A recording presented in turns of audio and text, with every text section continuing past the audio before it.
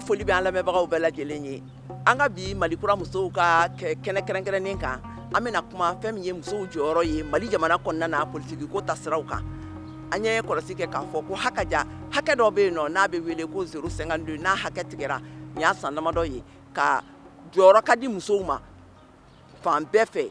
Ayiwa o hakɛ tigɛlen halisa gɛlɛyaba de bɛ musow kan ka taa politique ko ta fanfɛla la yaasa ka se ka hakilinaw sɔrɔ a la. An ye wele bila an balimamuso Fatumetu Sibi ma. Fatumetu Sibi ale ye politique kɛlamuso ŋana ye, a bɛ politique la a ka ca ni san 20 ye bi. An bɛ donni minɛ ko bi a bɛ convergence n'o ye parti kura kulu tigɛlen kɛnɛ tigɛlen sigilen ye n'a ɲɛmɔgɔya bɛ Musa Temine bolo. An ka kumakanw n'a ka hakilinaw lamɛn. Ayiwa n'i ye ɲininka Mali politique ko la musow ka babu kan n bɛ se ka hakilina min bɛ se k'o d'i ma la. Mali politique musow bolo a ka gɛlɛn, gɛlɛya façon bɛɛ de don. Bari sabu a ka gɛlɛn cɛw ka jɔyɔrɔ ɲuman di musow ma. N'i nana ne yɛrɛ kɔrɔmasigi ye ne yɛrɛ ye, ne yɛrɛ kun sigilen bɛ kɔ kan de. U y'a yira k'a fɔ n'i bɛ kɔfɛ i tɛ se ka présenter liste kan f'i ka segin so. Ne seginna ka na so parce que n nana wagati dɔw la ka u dɛmɛ ka baaraba de k'u ye. Ko ne k'an jija ko ka na ko pour que n fɛnɛ ka bila liste kan.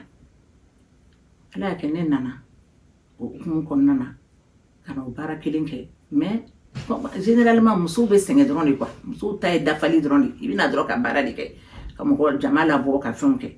Donc finalement ne bɛ jɔyɔrɔ min sɔrɔ a bɛnna élection kɛra a tali kɛra ka dan ne ma juste ne tun ye 6e ye liste kan. On a eu 5 conseillers. Mais o si ma ne découragé o bɛna ta ne tora la parce que ne b'a fɔ de mun n'an bɛɛ farala ɲɔgɔn kan musow mana fara ɲɔgɔn kan k'u bolo di ɲɔgɔn ma. O y'a sɔrɔ parité tun tɛ yen sisan parité nana loi 052 nana. Donc sisan n'an y'an bolo fara ɲɔgɔn kan hali n'an yɛrɛ m'a sɔrɔ par exemple sisan hali n'an yɛrɛ m'a sɔrɔ an denw a n'an mɔdenw an bɛ se ka sira furan ka bila olu ɲɛ.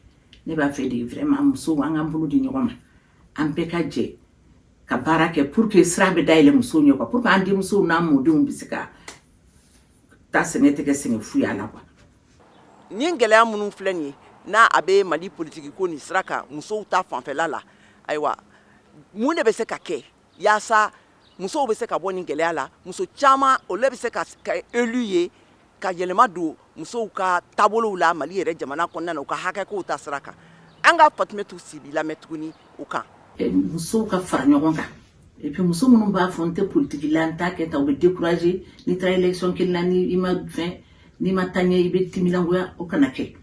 An k'an ka courage ta an don mais an ka ɲɔgɔn dɛmɛ ka ɲɔgɔn bolo minɛ an ka ɲɔgɔn sen bila an ka jɛ ka baara kɛ ɲɔgɔn fɛ pour que musow bɛ se ka caya assemblée kɔnɔ musow bɛ se ka caya mairie la o mana kɛ sariya sɛbɛn minnu bɛ taa musow kunkanko la ni musow de bɛ yen diyagoya la musow a bɛ tɛmɛ mais ni an timinangoyara kabiri a daminɛ la k'a fɔ nin kɛra n'an t'a kɛ tuguni ou bien an ka juguyaninw ni ɲɔgɔn fɛnninw ni fɛnw kɛ an b'olu bɛɛ bila an ka ɲɔgɔn bolo minɛ pour que an bɛ se ka siniɲɛsigi kɛ k'a bila hali n'anw yɛrɛ m'a tɔnɔ dun an bɔnnaw bɛ se k'a sɔrɔ cogo min na k'a nafa sɔrɔ o ne kɔni b'a fɛ k'o de.